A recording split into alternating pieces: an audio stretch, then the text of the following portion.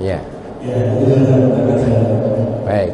Ini penting untuk semuanya ya, terutama ya yang sudah lama di KSS ini. Panjenengan melakukan ruqyah atau meruqyah itu sudah bagus. Berani meruqyah itu bagus. Gak rugi lah bertahun-tahun kuliah di sini. Ya, itu yang saya harapkan. Kemudian ternyata berhasil. Oh, bagus lagi.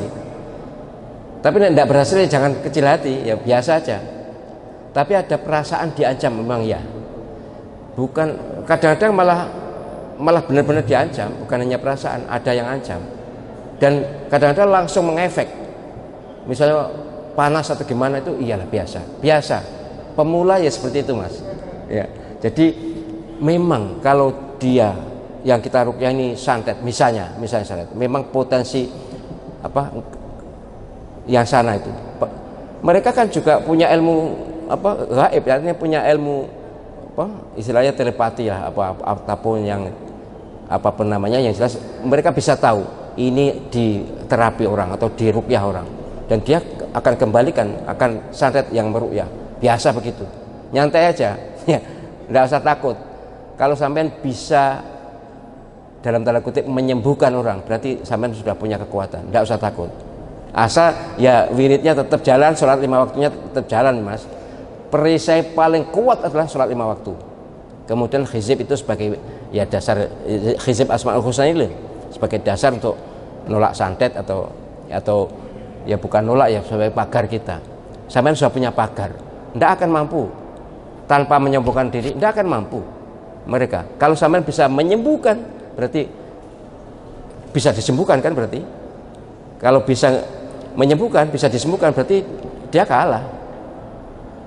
Santet itu kalah, dan dia akan ulang santetnya, tidak akan mampu. Tapi memang ada, bukannya perasaan, Mas. Kadang-kadang nyata. Umi sering itu, kemudian menyampaikan pada saya, kemudian saya antem ya, alhamdulillah ya. Yang kemarin saya sudah ceritakan pada jamaah bahwa memang ada yang mengarah ke saya itu, bukan ada, banyak. Tapi alhamdulillah atas izin Allah SWT ya, mungkin ya karena bersama sampean ini lalu agak tahan ya. Ya bukan agak tahan, alhamdulillah tahan. Jadi gitu, memang ada seperti itu, bukan hanya perasaan tapi bisa aja dalam wujud nyata. Tapi bagus sampean punya perasaan itu baik, Mas. Baik, punya perasaan itu berarti ada kewaspadaan. Ojo lalu langsung melete wis aku bisa menyembuhkan terus kemudian GR, jangan ya, itu lebih bagus sehingga akan meningkatkan zikir kita.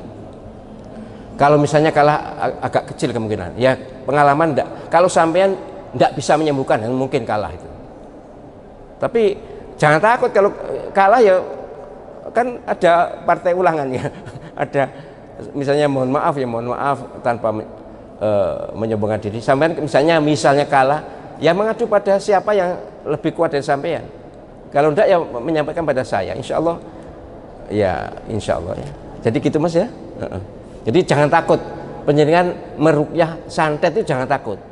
Santet itu terlalu kecil atau terlalu ringan lah, ilmu yang paling rendah itu menurut saya santet itu. Cuma gini ya, memang ada yang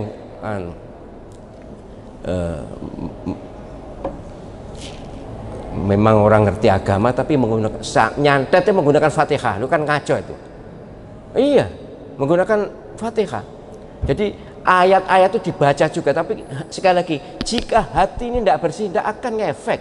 Wis toh, sampai tidak usah kalah, tidak usah misalnya ketemu seorang yang ternyata juga ahli spiritual, kemudian dia juga membaca tapi nyantet, jelas buruk, jelas hitam. Walaupun yang dibaca Fatihah atau ayat kursi, bahkan qul Allah juga dipakai nyantet juga. Itu ya, saya tidak enak menyebut namanya sih, tidak enak. Tapi tukang santet memang, tukang santet. Bukan spiritualis yang saya bela-bela itu, tidak. Tukang santet. Tapi menggunakan gitu. Bacanya qul Allah ahad, kemudian Allah Akbar juga. Ya tidak ngefek. Jadi sampean tidak usah takut. Sampean ilmu sampean putih, ya, punya modal hizib Asmaul Husna, punya modal sholat 5 waktu, yes.